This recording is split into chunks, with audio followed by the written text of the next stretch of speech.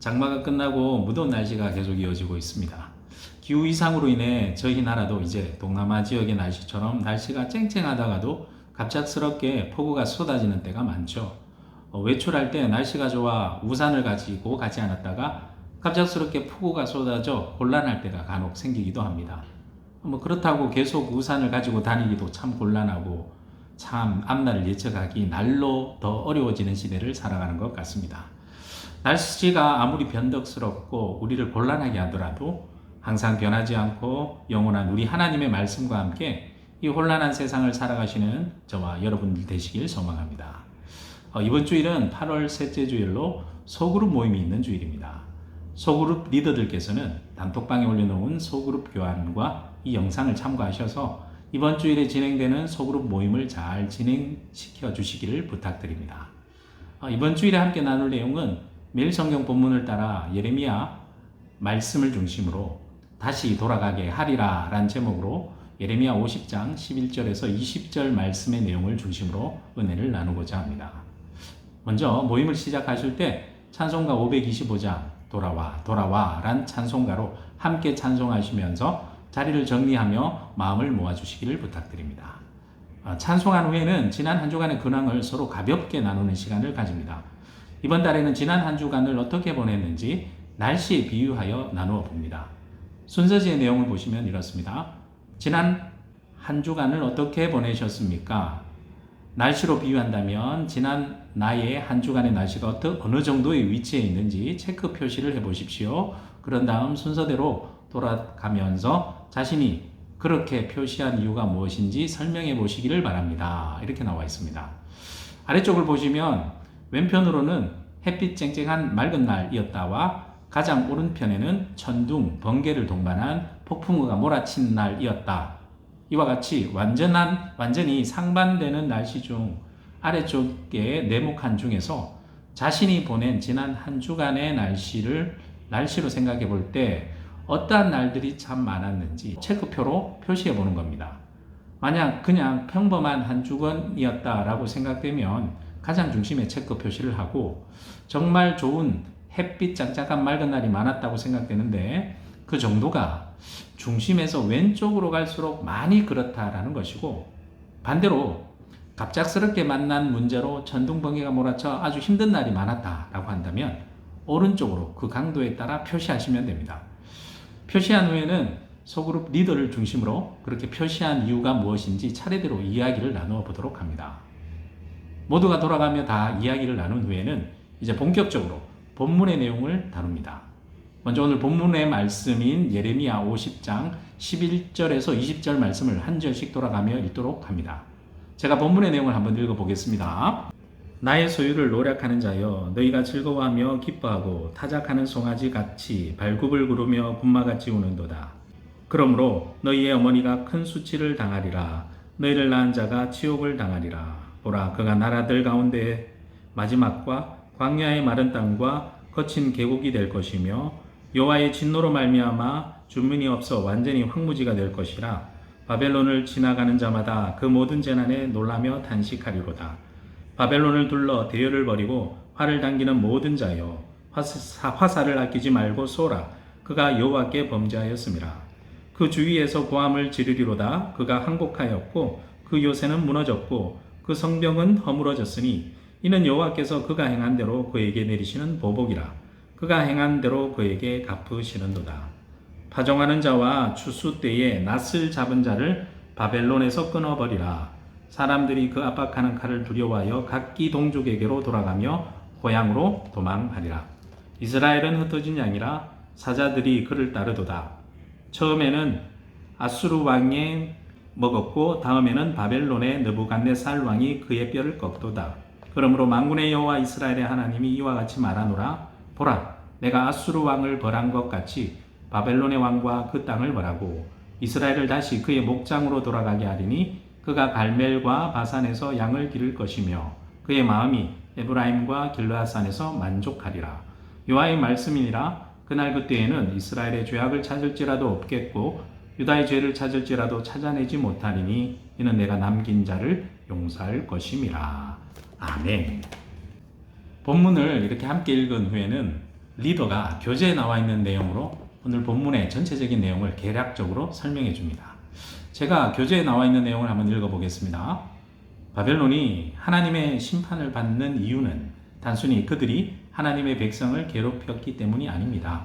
하나님의 징계의 도구로 사용되었던 그들이 교만하여 하나님을 대적했기 때문입니다. 그래서 하나님께서는 그들이 행한 그대로 갚으실 것이라고 말씀합니다. 자, 첫 번째 나눌 본문의 내용을 개략적으로 이렇게 설명한 뒤에 시간이 된다면 한 번 더 본문에 해당하는 절을 다 같이 함께 읽으셔도 좋고, 이 부분에서 혹시 마음에 와닿는 구절이 있다면 이야기를 나누어 보도록 해도 좋습니다. 이후엔 첫 번째 나눔 질문을 가지고 이야기를 나눕니다. 첫 번째 나눔 질문은 순서지에 있습니다. 함께 보겠습니다. 성경은 선을 악으로 갚지 말라고 하셨습니다. 그렇다고 악을 악으로 갚으려고 하면 바벨론처럼 악을 행한 그대로 심판받습니다. 하나님께서는 오히려 선으로 악을 이기라 라고 말씀합니다. 나는 악을 성으로 갚아 오히려 선으로 악을 이긴 경험이 있습니까? 라는 질문입니다. 잠언 17장 13절과 로마서 12장 20절 말씀을 같이 찾아서 읽어도 좋을 것 같습니다.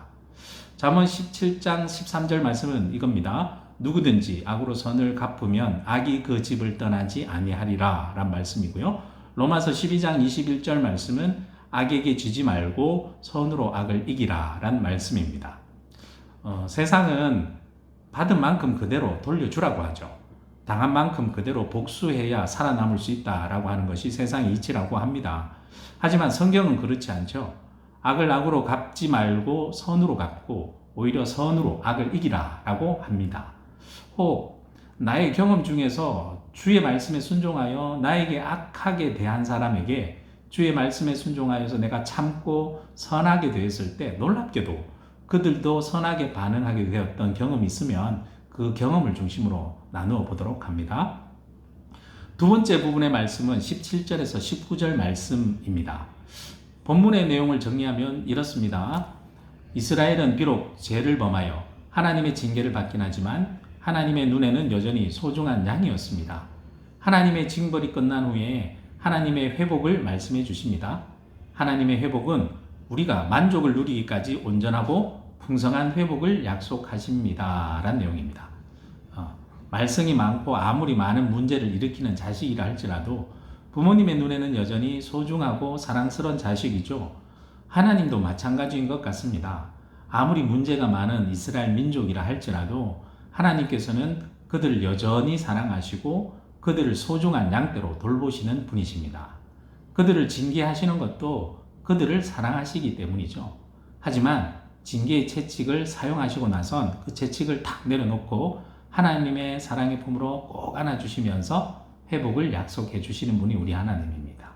하나님의 회복은 우리가 만족함을 누리고 더욱 풍성함을 누리는 회복에 있는 것입니다. 자, 이런 본문의 내용을 생각하며 두 번째 나눔 질문을 볼까요? 우리가 불순종하여 주님을 떠나 있을 때도 주님은 끝까지 우리를 포기하지 않으십니다. 나의 인생 가운데 주님과 멀리 떨어져 있었을 때 마치 잃어버린 양을 찾듯이 나를 끝까지 찾아와 회복해 주셨던 은혜를 경험한 적이 있습니까? 란 질문입니다. 예수님의 비유 중에 잃은 양의 비유가 있죠. 잃은 양을 끝까지 찾으시는 목자의 마음이 하나님의 마음이다 라고 알려주신 비유입니다. 주님은 우리를 끝까지 포기하시지 않으십니다. 그래서 요한복음 13장 말씀에 보면 예수님께서 십자가를 지시기 전 제자들을 바라보는 마음이 이러했다라고 말씀하죠.